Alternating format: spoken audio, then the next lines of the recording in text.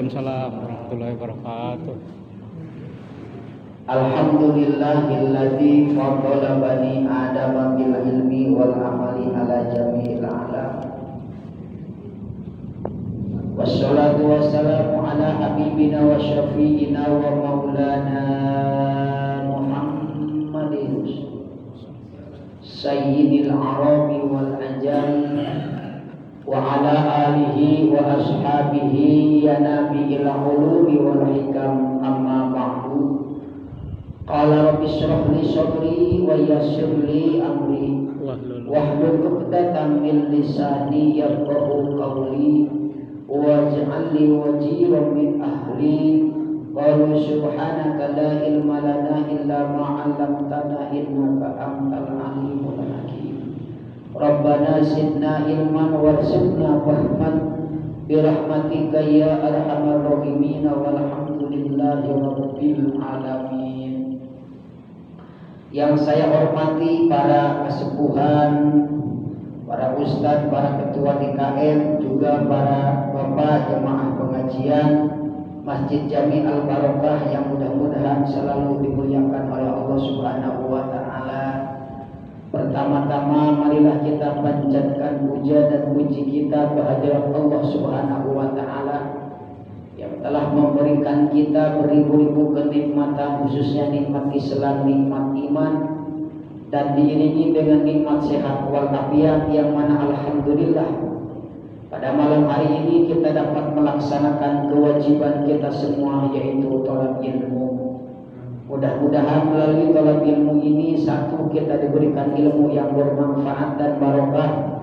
Yang kedua, kita mudah-mudahan diberikan rezeki yang leluasa untuk bekal ibadah kepada Allah Subhanahu wa taala. Yang ketiga, mudah-mudahan kita diberikan kesehatan, diberikan panjang umur, dan mudah-mudahan di mana-mana kita meninggal dalam keadaan husnul khatimah, yaitu meninggal yang membawa iman dan Islam. Amin ya Allah ya rabbal alamin. Marilah kita lanjutkan kajian kita, masih surat Al-Baqarah ayat yang ke-235. A'udzu billahi minasy syaithanir rajim. Bismillahirrahmanirrahim. Wa la junaha 'alaikum fima 'arabtum bihi min hizbatin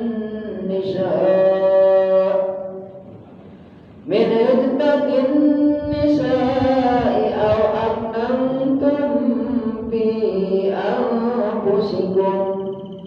Alimallahu annakum satadkurunahunna walakin la tuwa'iduhunna sirran illa an taqulu qawlan ma'rufa wa la ta'zimu 'uqdatan nikahi hatta yablugha al-kitabu ajalahu wa'lamu Allah ya'lamu ma fi anfusikum fahjarun wa'lamu anna Allah ghafurur rahim. Shadaqallahul azim. Wallahu a'lamu bimuradi. Wala junaha, dan tidak dosa, alaikum, atas kalian semua, bima, di dalam perkara arabtum, yang menyindir kalian semua, bihi, dengan ma, min hibbatin nisa, yaitu dari melambar perempuan. Al-Aknantum, ataupun menyembunyikan kalian semua, bi anfusikum, di dalam diri kalian semua. Alimullah, telah mengetahui mengetahui siapa Allah, annakum sesungguhnya kalian semua, satazkuruna hunna yaitu bakal menceritakan kalian semua, hunna yaitu tentang nisa, walakin dan akan tetapi la tuwahiduhunna tidak boleh membuat janji kalian semua hunna kepada nisa sirran secara rahasia, illa kecuali antakunu berkata kalian semua qaulan ma'rufah akan ucapan yang baik, wala ta'zimu dan tidak boleh kejam kalian semua uddatan nikah akan pertikahan, hatta yablugha sehingga sampai alkitabu apa idah yang diwajibkan, idah yang ditentukan sudah habis, ajalahu akan waktunya idah, wa'lamu dan harus mengetahui kalian semua, annallaha sesungguhnya Allah, ya'lamu mengetahui Allah ma akan perkara fi anfusikum yang ada di dalam diri kalian semua. Oleh karena itu fahjaru, maka harus takut kalian semua kepada Allah, wa'lamu dan harus mengetahui kalian semua, annallaha sesungguhnya Allah ghafurun yaitu zat yang maha pengampun, halimun dan zat yang banget sabarnya. Nah, Allah Subhanahu wa ta'ala idah seorang perempuan itu kemarin yang ditinggalkan wafat idahnya 4 bulan 10 hari. Yang meninggal atau yang ditinggalkan oleh suaminya secara hidup, bercerai secara hidup, itu idahnya 3 bulan 10 hari. Nah itu, kita jangan sampai pernah menikahi seorang istri yang masih di dalam idah. Jangankan menikah, kita menyindir saja kepada istri, ya, yang baru ditinggalkan sama suami ataupun yang baru cerai masih ada di dalam idah, menyindir saja tidak boleh.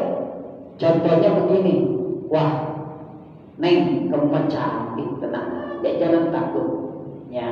Misalkan kamu tuh orang cantik kok, masih muda, masih cantik, masih banyak yang mau, itu seolah-olah menyindir.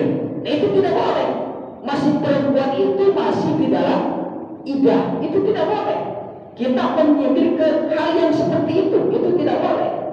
Ya nanti kalau setelah beresin idah, nah itu.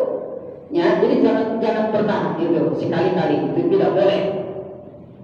Nah makanya wala junaha alaikum bima aradtum, dan tidak dosa kepada kalian semua perkara atau sesuatu yang kita sindir kepada seorang perempuan, yaitu menghibbatin nisa, dari menghibah perempuan, menghibah perempuan. Apa hibah itu? Melambat. Nah itu, ya. Makanya di dalam kitab Fathul Qorib kita melihat perempuan boleh. Satu, ketika kita melambat, itu boleh. Di mana dulu contohnya? Seperti Imam Idris. Imam Idris itu adalah bapaknya Imam Syafi'i. Jadi awalnya begini, Imam Idris itu ketika ngambil air wudhu di kali, ternyata ada buah apel jatuh kemudian hanyut. Nah, dipungutlah oleh Imam Idris kemudian dimakan. Setelah dimakan oleh Imam Idris, kata Imam Idris, di mana-mana ada buah apel pasti ada pohon apel. Di mana-mana ada pohon apel pasti ada yang menanam apel. Dicari oleh Imam Idris terus. Ya. Setelah dicari oleh Imam Idris, ternyata ada seorang kakek-kakek yang sedang membersihkan kebun apel tersebut. Ditanya oleh Imam Idris, Pak, apa ini pohon apel, kebun apel punya Bapak? Iya, punya saya. Memang kenapa? Enggak. Saya datang ke sini maksud tujuannya ketika saya ngambil air wudhu di kali, ternyata ada buah apel yang hanyut, saya pungut, kemudian saya makan. Nih habisnya sedikit ini, cuma sebelah. Maksud saya ke sini tujuannya saya mau meminta halalnya apel ini. Ya. Itu kata seorang kakek-kakek tersebut. menantu saya ini yang kayak begini. Ya. Nah itu, ini calon menantu luar biasa orang seperti ini. Ternyata kata kakaknya tersebut, seorang pemuda, apel itu tidak saya halalkan kecuali kamu harus membersihkan kebun apel saya dulu. Kalau kamu mau dihalalkan apel tersebut, ayo dibersihkan kebun apel. Ayo coba. Ya, setelah beres, Pak, udah beres. Sudah saya bersihkan kebun apel tersebut. Sekarang saya minta halalnya ini. Bu, tahu? Tidak akan saya halalkan kecuali kamu harus menikahi anak saya. Waduh, ya ini harus menikahi anak saya. Anak saya itu lain dari yang lain. Matanya buta, ya, kakinya pincang, tangannya buntung. Jadi itu selalu ganteng-ganteng dia kalau bisa baru mana dia? Waduh, mikir. Ya kan lagi mikir apa gitu mah. Orang ganteng dikawin juga bos itu kan benar, ya. Waduh, nggak terima. Tapi oke Pak, saya siap.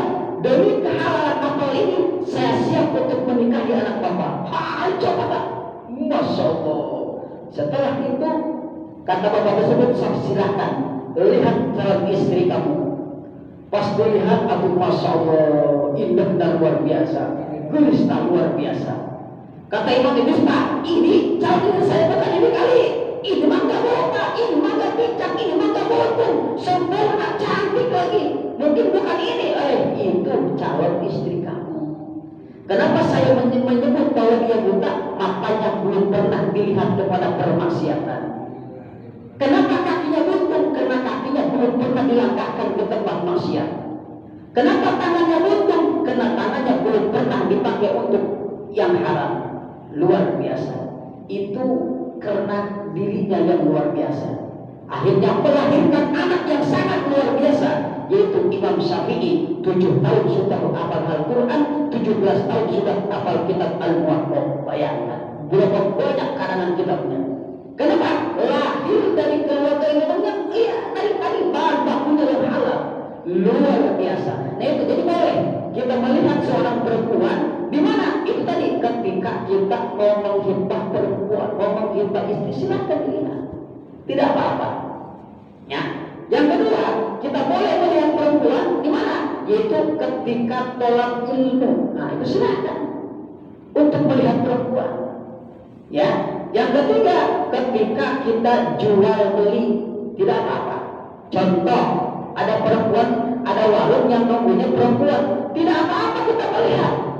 Masa kita beli, beli orangnya di dapur, kita di luar, kan gak lucu, ya kan? Nah itu silakan ketika melihat, silakan, tidak apa-apa. Itu dalam hal jual beli, boleh kita melihat perempuan. Lihat dalam kitab Fathul Qorib, tidak apa-apa. Nah itu, ya. Nah ini jadi ketika kita menghibah perempuan atau melamar, ya, sistemnya melamar. Jadi awas nih, kalau di sana di saya di Gopal, itu paling gede suka melambarnya ada 30 juta, 20 juta. Mas kawin aja cuma 100.000, atau salah. Mas kawin 100.000, ya. Kenapa? Karena ada perempuan itu bukan dari lamaran, tapi dari mas kawin itu ada perempuan itu. Kalau misalkan 10.000 ya 10.000 harganya. Saya terima nikahnya Amr dengan Amr, dan binti Amr dengan mas kawin 10.000, dibayar kontak dan harganya 10.000. Ya kan? Nah itu. Makanya di dalam kitab Bulughul Maram, Rasulullah bersabda minimal mas kawin itu 2,5 gram minimal. Ya, itu minimal. Ya di sana sudah begitu. Ada yang 10.000, ada yang 20.000. Ya, Masya Allah, harga seorang perempuan cuma 20.000. Ya, padahal yang wajib tidak mas kawin. Kalau masalah berapa, ada yang 30 juta, ada yang 40 juta, bahkan dia mas kawin apa-apa lamarannya. Tapi mas kawin cuma 100.000, kadang-kadang 20.000, itu bayar harus gede itu mas kawinnya. Karena mas kawin itu, yaitu merupakan harga seorang perempuan, ya istri kita, jadi istri. Nah itu mas kawin namanya, yaitunya. Nah ketika melamar itu kan sumpah walunya luar biasa, toh ya. Jadi apa nama harta yang kita apa namanya? Menghibati khitbatin nisa, itu dari menghitbah perempuan. Itu nya boleh. Ketika kita menghitbah perempuan, kita merayu calon istri kita. Misalkan begini, innaki lajabilatun wa man yawma yajid mislika wa rabbi raqibun fiki. Sesungguhnya kamu sangat cantik. Gitu-nya, orang yang dapat menemukan kamu, orang yang berjodoh dengan kamu sungguh sangat beruntung. Dengan apa? Dengan ngarayu dengan ngarayu seorang istrinya. Makanya istri itu kan disebut perasaannya lembut, halus, perlu dengan rayuan. Insya Allah dirayu ukuran. Ya, pamajikan misalnya itu sebelum bilang si montok kajun tuh ya, sebelum di montok pesantren. Untuk apa? Untuk keharmonisan rumah tangga. Yuk mau jumpa pamajikan di Batangaran. Kemana cara? Ya, dengan bahasa-bahasa yang halus, dengan bahasa-bahasa yang lembut. Apalagi sebaliknya seorang istri terhadap suami tidak boleh menyebut nama seorang suami, tidak boleh. Misalkan namanya Kijaya, Jaya mau kemana? Gak boleh. Tetap harus panggil akang kek, papa kek, yang sebaiknya harus begitu. Itu untuk keharmonisan rumah. Nah itu bumbu-bumbunya di situ. Ya. Nah ini makanya la tu'ahnana min hisbatin nisa. Itu untuk merayu innaki la zamilatun wa may yajid misliki wa rabbi raqibun fiki. Sesungguhnya kamu sangat cantik. Orang yang menemukan kamu atau orang yang berjodoh dengan itu sangat beruntung. Itu hanya sebagai contoh, misalkan itu tidak apa-apa. Gimana? Ketika kita mau melamar. Nah itu itunya. Ataupun al-anantum fi anfusikum, ataupun menyembunyikan sesuatu yang ada di dalam diri kamu. Alimallahu annakum satazkurun. Tetapi Allah Subhanahu wa taala sesungguhnya satazkurun. Nanti bakal diceritakan bil khitbati dengan tentang di dalam lamaran tersebut. Nah, ketika kita mau mau menjadikan akad nikahnya, itu tidak boleh disembunyikan. Gitunya, itu. Jadi harus antara dua pihak itu harus bermusyawarah. Jangan cuma hanya berdua, pengantin perempuan dengan pengantin laki-laki, itu harus bermusyawarah, jangan disembunyikan. Makanya kan ada, ketika kita orang banyak, kita jangan bisik-bisik berdua, itu nggak boleh, tapi curiga namanya. Tidak boleh ketika orang banyak sedang hadir, tapi kita berbisik-bisik berdua, itu tidak boleh. Tidak boleh, ya. Nah itu. Jadi ketika pelamar pun dia begitu, harus terang-terangan. Tanggal berapa, hari apa, jam berapa. Nah itu, jadi harus tahu semua. Itunya, itu. Tapi pengalaman di Madinah rumahku, di Madinah kita balik lagi 2 kali. Ya. Di paling bawah itu kan seperti balik tuh, ya. Pertama kalau gue mau segala macam, ternyata ustaznya juga tidak hadir, Pak RT tidak hadir, wayana sekarang harus balik lagi. Itu balik tuh kali kedua kali. Ya betul. Aduh. Ya. Jadi 2 kali balik lagi. Aduh. Ya. Jadi min hibbatin nisa'al aknantum. Itu menyembunyikan di dalam minta, tapi nanti alimallahu annakum satazkurunahunna. Nanti pasti bakal disebut ketika kita melamar perempuan tersebut. Sini aja bertiga. Walakin la tuwa'iduhunna sirran, tetapi kalian jangan menjanjikan sirran secara rahasia. Berdua saja tidak boleh. Kebanyakan kita hanya berdua, antara calon istri dengan calon suami cuma berdua yang tadi itu tidak boleh. Tetap seluruh keluarga itu harus tahu. Makanya kalau disebut akad nikah itu sunahnya harus diramaikan, minimal harus potong kambing. Itu kalau nikah. Kenapa nikah harus diramaikan? Karena supaya seluruh masyarakat itu mengetahui ketika dia jalan kemana-mana, oh iya ini mas suami. Nah begitu. Jadi ketika menikah itu harus diramaikan, minimal potong kambing lah.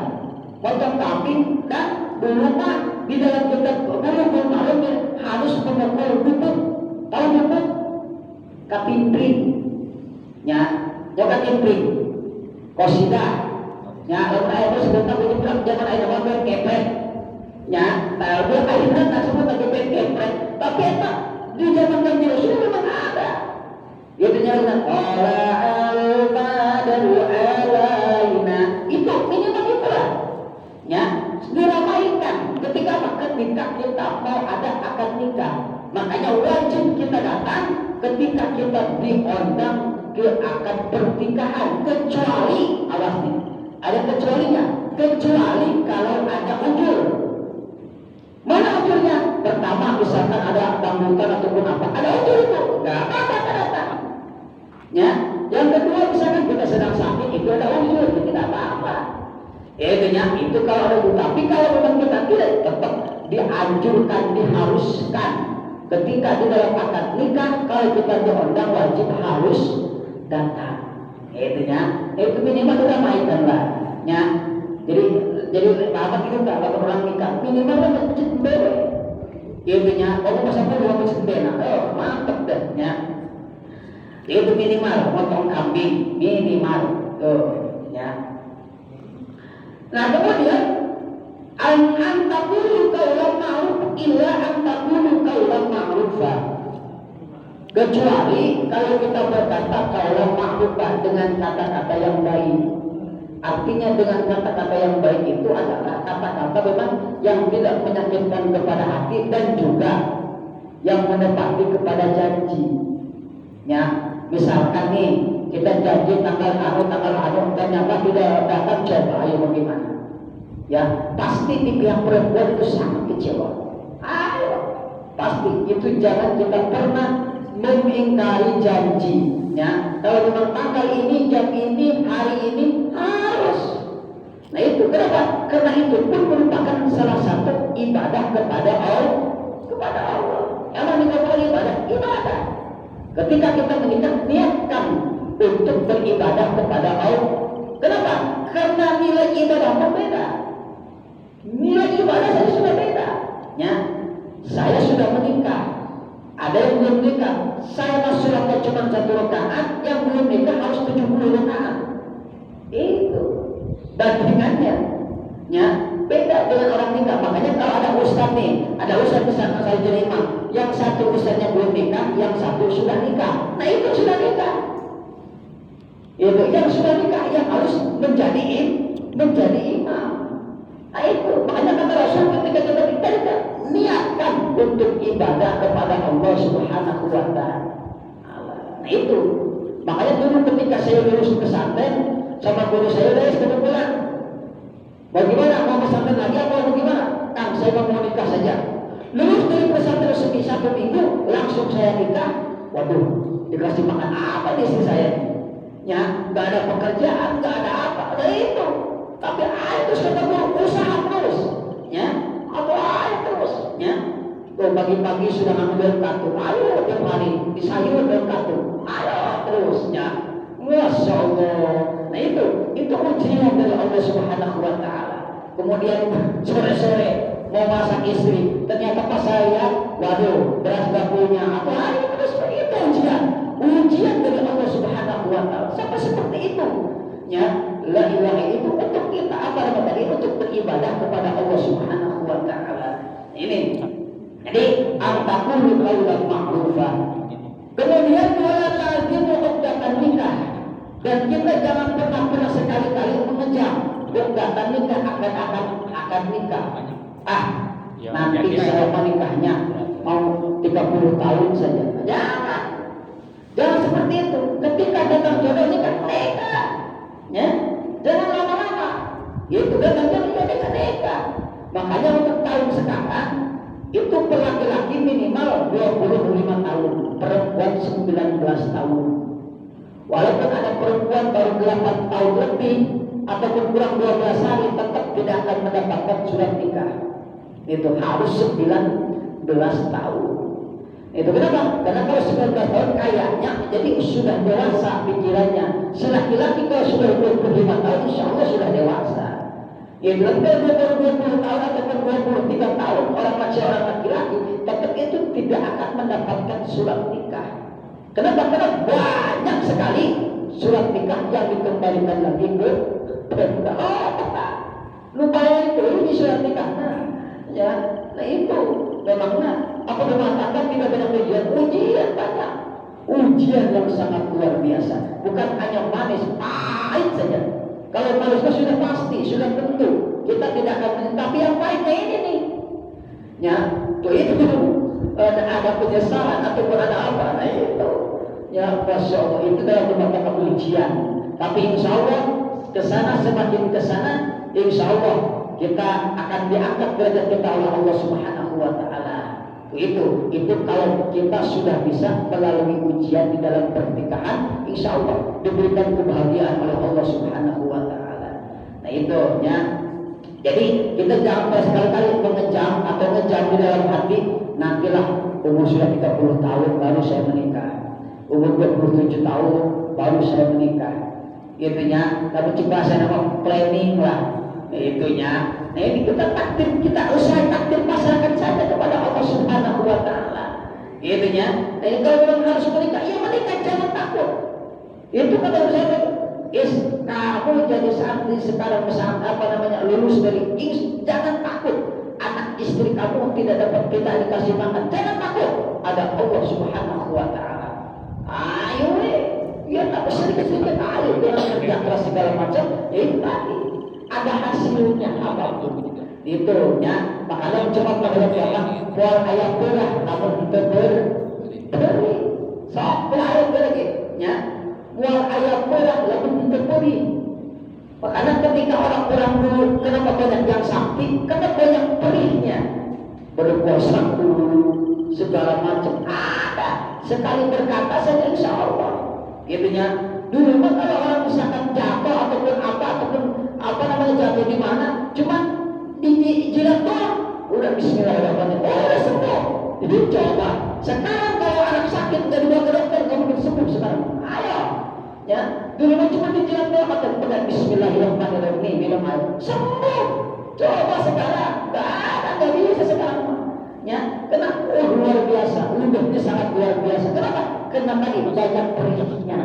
Itu ya, makanya ayat beri, ayat pasti insya Allah boga-bogaan karena berat. Itu dari dulu malah. Itu ya. Nah ini, jadi kemana? Harta yang belum kitab, ya, sehingga yang belum kitab itu sampai kepada idah yang diwajibkan, idah yang diberi. Oleh saya bilang, laki-laki atau perempuan yang ditinggalkan cerai hidup 3 bulan 10 hari. Kalau istri yang ditinggalkan meninggal oleh suami 4 bulan 10 hari, itu disebut dengan idah. Jadi idah itu adalah untuk memisahkan sperma suami pertama dengan suami kedua. Jadi supaya jangan tidak tercampur. Kalau bercampur nanti nyabin siapa? Nah itu yang repot. Nah itu makanya di dalam Al-Quran disebut dengan idah. Idah itu untuk apa? Idah itu adalah untuk memisahkan sperma suami pertama dengan suami yang kedua. Kalau sudah 3 kali sucian, sudah tidak 3 kali haid, insya Allah itu akan bersih. Oh, itu luar biasa. Makanya Ustaz ada yang bertanya, Ustaz, saya tidak mau KB. Gimana ya saya supaya jarak? Yaitu begini, kalau misalkan ibu haidnya 7 hari 7 malam, selama suci 7 hari 7 malam, jangan hubungan dulu sama suami. Suami saya buru-buru lagi yang waduh, jangan dulu begitu, bahaya itu. Ya, nah itu, insya Allah itu ada di dalam kitab kasih patuh saja. Saya nggak ngomong bohong, ya.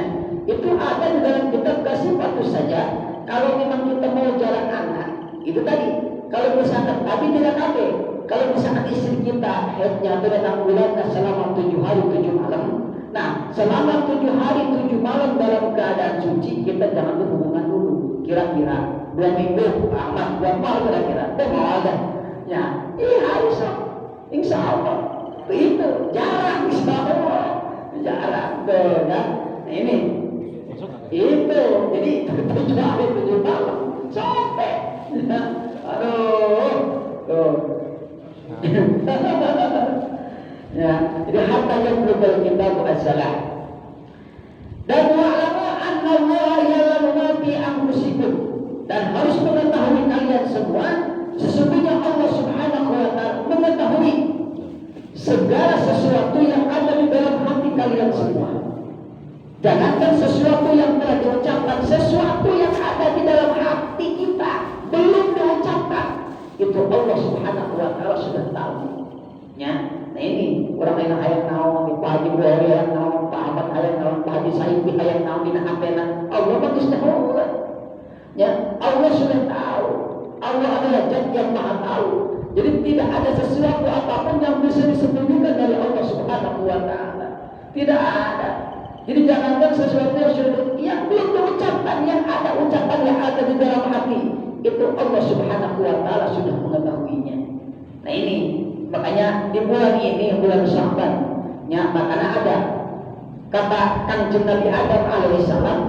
Lihat di dalam kitab Nasaihul Ibad, kata Nabi Adam alaihissalam, sesungguhnya Allah Subhanahu wa taala banyak memberikan karunia kepada umat-umat Kanjeng Nabi Muhammad sampai 4 karunia, 4 kemuliaan yang diberikan kepada umat Nabi Muhammad oleh Allah Subhanahu wa taala. Bagaimana jawab kata Kanjeng Nabi Adam?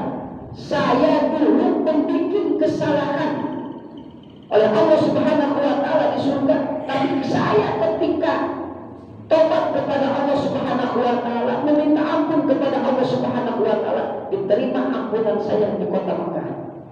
Tapi bagi umat Nabi Muhammad, dimanapun dia berada, dimanapun dia tempat, kalau dia mengambil tobat kepada Allah, yakin tobatnya akan diterima oleh Allah Subhanahu wa taala. Tapi kata Nabi Adam alaihissalam, saya diterima di kota Mekah, yaitu di padang Arafah. Itu yang pertama.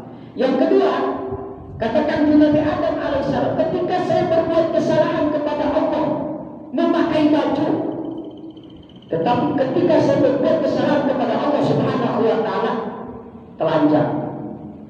Itu katakan Nabi Adam alaihissalam. Tapi umat Nabi Muhammad, walaupun maksiat ketika telanjang, tapi diberikan pakaian oleh Allah Subhanahu wa taala. Lewat terjemahan maksiat telanjang. Tetapi tetap diberikan bagi oleh Allah Subhanahu wa taala. Itu untungnya umat Nabi Muhammad.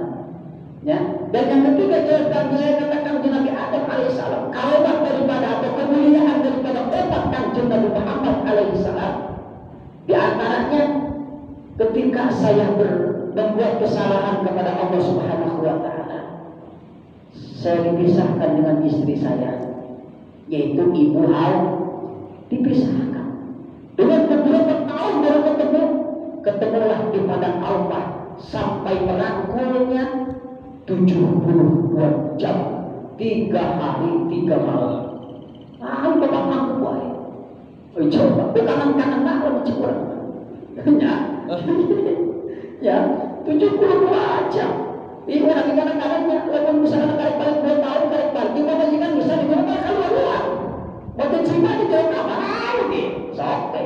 Ya, itu Kanjeng Nabi Adam alaihissalam ketika bertemu di padang Arafah, makanya disebut padang Arafah. Kenapa? Itu tempat pertemuan Kanjeng Nabi Adam alaihissalam dengan Ibu Hawa. Di mana? Ketika dipisahkan oleh Allah Subhanahu wa taala, dipertemukan lagi di kota di padang Arafah. Nah, itu Arafah namanya. Nah, di situ makanya berangkulnya itu, saling berangkulnya itu sampai 3 hari 3 malam, 72 jam. Kaman itu namanya. Itu Kanjeng Nabi Adam alaihissalam. Ya, nah ini. Jadi ketika, tapi umat Nabi Muhammad ketika dia melaksanakan maksiat kepada Allah Subhanahu wa taala, apa kita dipisahkan dengan istri kita? Tidak. Ayo sahabatnya malah nambah itu lagi. Ya.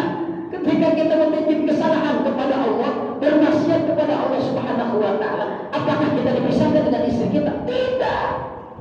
Justru kadang-kadang ditambah oleh Allah. Satu tadi, nah itu. Ya, itu ditambah oleh Allah Subhanahu wa taala. Nah ini, jadi artinya itu kita sangat beruntung menjadi umat Nabi Muhammad. Makanya dalam hadis, tuba liman ra'ani wa amanabi, summa tuba liman lam yarani wa amanabi. Sungguh sangat beruntung orang yang pernah melihatku dan iman kepadaku. Dan sungguh sangat beruntung orang yang tidak pernah melihatku tapi iman kepadaku. Itu berarti umat Nabi Muhammad. Nah ini kita untungnya. Nah ini jadi wa'lamu annakum ma fi anfusikum, bahwa Allah Subhanahu wa taala mengetahui segala sesuatu yang ada di dalam hati kita. Oleh karena itu, fahjaru, kita harus takut kepada Allah. Dimanapun kita berada, kapanpun kita berada, tetap kita harus takut kepada Allah Subhanahu wa taala. Itu ya, karena tadi takwa imtisalul awamirillah wa ijtinabun nawahi, kita melaksanakan perintah Allah, menjauhi larangan Allah. Kalau memang kita benar-benar takut kepada Allah Subhanahu wa taala. Takut apa? Ayu akibakum, kita takut disiksa oleh Allah Subhanahu wa taala. Wa'lamu annallaha ghafurur rahim, harus tahu bahwa Allah adalah Zat yang Maha Pengampun. Kita tidak boleh putus asa. Walaupun kita banyak dosa selama hidup kita jangan pernah putus asa. Ayo terus minta kepada Allah. Sebab kata Allah di dalam hadis qudsi, inna rahmati sabaqat ghadabi, sesungguhnya kasih sayangku mendahului kepada kemarahanku. Jadi Allah, sebelum Allah marah kepada hambanya, tetap Allah sayang dulu terhadap hambanya. Maka kita jangan pernah putus asa. Apalagi kemarin di malam nisfu Sa'ban yang jatuh pada malam apa? Senin ya. Itu kita meminta kepada Allah penutupan buku kita dan pembukaan buku kita. Diangkat seluruh amal kita yang selama 1 tahun. Nya tinggal deh Pak Haji Muhori. Nya tuh hari je apa tinggal. Nya ayo belang dan ayo belum. Kita belum sebentar macam-macam. Itu selama 1 tahun itu dilaporkan, disetorkan dari kemarin. Itu pada malam Senin diangkat oleh Allah Subhanahu wa taala, kemudian dikasih lagi buku lembaran yang baru, yaitu pada malam Senin dibuka lagi. Nah ini baru berapa hari sekarang kita? Itu udah tulis lagi terusnya. Nah ini mudah-mudahan ya segala amal kita yang dari kemarin diterima oleh Allah Subhanahu wa taala. Amin ya Allah ya rabbal alamin. Tapi sebelumnya sekali lagi saya mohon maaf kepada para bapak, mungkin ini ya penutupannya tahunnya terakhir ya, insya Allah kita sambung lagi nanti insya Allah setelah lebaran. Tapi sebelumnya saya sebagai pengajar ya, selama 1 tahun, mungkin di dalam 1 tahun ini libur saya buat cuma hanya satu minggu, yaitu ketika saya ke Bandung. Itu saya libur memang gak ngaji Pak Ahmad, cuma 1 tahun 1 minggu saya gak ngaji. Nah makanya saya minta doanya, mudah-mudahan saya diberikan kesehatan oleh Allah Subhanahu wa taala. Amin. Amin ya Allah ya rabbal alamin. Dan yang kedua, saya memohon maaf kepada para kesepuhan, para DKM, juga kepada para jamaah. Saya meminta maaf baik lahir maupun batin. Saya minta maaf yang sebesar-besar apabila ada kata-kata saya ataupun sikap saya yang kurang berkenan di hati para bapak. Saya mohon dibukakan pintu maaf yang sebesar-besarnya. Intinya, ada nggak maaf ke hati. Ya alhamdulillah, oke. Ya sebaliknya, apabila kalau ada, ya insya Allah pada saat hari ini pun pada malam ini sudah saya bebaskan. Karena antara Bani Adam atau disebut hakul adami, yaitu dosa yang berhubungan dengan bangsa Adam, tetap kita harus meminta maaf kepada orang yang pernah kita zalimi. Nah mungkin ya saya sekali lagi mohon dibukakan pintu maaf yang sebesar-besarnya. Ya, nah itu jadi sekali lagi mudah-mudahan kita diberikan panjang umur oleh Allah Subhanahu wa taala. Kita mau melaksanakan disebut ibadah puasa, saum, ya mudah-mudahan kita diberikan kesehatan oleh Allah Subhanahu wa taala, diberikan rezeki yang leluasa untuk bekal ibadah kepada Allah Subhanahu wa taala. Amin ya Allah ya rabbal alamin. Jadi insyaallah kita ketemu insyaallah di setelah lebaran, baru kita mulai lagi. Sekarang kita istirahat dulu ya. Ini mudah-mudahan di bulan puasa, mudah-mudahan ibadah kita diterima oleh Allah Subhanahu wa taala. Kita diberikan hidayah taufik Allah Subhanahu wa taala sehingga kita mau melaksanakan segala yang diperintahkan oleh Allah Subhanahu wa taala. Amin ya Allah ya rabbal alamin. Mungkin itu saja yang bisa saya sampaikan. Mudah-mudahan ada manfaatnya. Subhanallahumma wa bihamdika asyhadu an la ilaha illa anta astaghfiruka wa atubu ilaik. A'adzanallahu wa iyyakum ajma'in. Assalamualaikum warahmatullahi wabarakatuh. Waalaikumsalam warahmatullahi wabarakatuh.